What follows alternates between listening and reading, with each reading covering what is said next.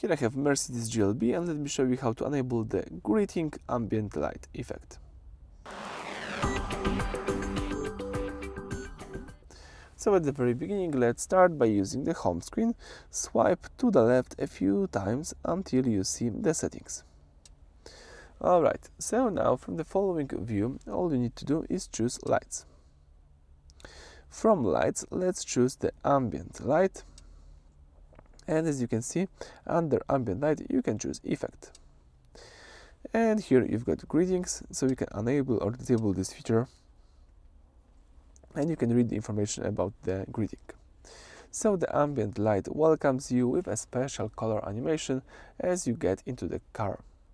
So I think it's really amazing feature, and I really like to have this feature enabled, so let me keep it that way. That's it for this video. Thank you for watching. Please subscribe to our channel and leave thumbs up.